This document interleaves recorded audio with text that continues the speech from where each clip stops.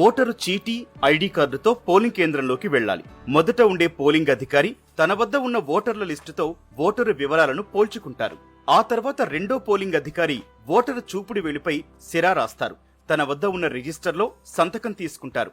ఒకవేళ ఓటరు నిరక్షరాస్యులైతే వేలిముద్ర తీసుకుంటారు. అక్కడి నుంచి మూడో పోలింగ్ అధికారి వద్దకు వెళ్లాలి. ఆ అధికారి ఓటరు వద్ద ఉన్న చీటీని పరిశీలించి తన వద్ద ఉన్న కంట్రోల్ యూనిట్ మీట నొక్కి ఓటును విడుదల చేస్తారు. ఆ తర్వాత ఓటింగ్ కంపార్ట్మెంట్ కు వెళ్లాలి.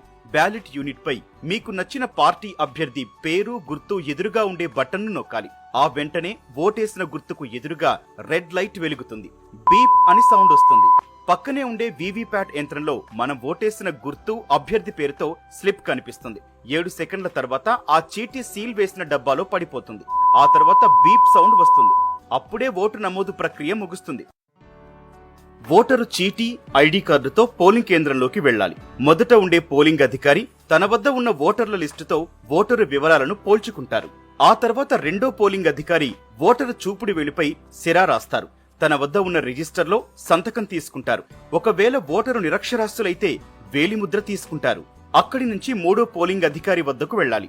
ఆ అధికారి ఓటరు వద్ద ఉన్న చీటీని పరిశీలించి తన వద్ద ఉన్న కంట్రోల్ యూనిట్ మీట నొక్కి ఓటును విడుదల చేస్తారు. ఆ తర్వాత ఓటింగ్ కంపార్ట్మెంట్ కు వెళ్లాలి. బ్యాలెట్ యూనిట్ పై మీకు నచ్చిన పార్టీ అభ్యర్థి పేరు, గుర్తు ఎదురుగా ఉండే బటన్ను నొక్కాలి.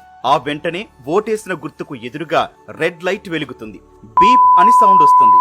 పక్కనే ఉండే వీవీప్యాట్ యంత్రంలో మనం ఓటేసిన గుర్తు, అభ్యర్థి పేరుతో స్లిప్ కనిపిస్తుంది.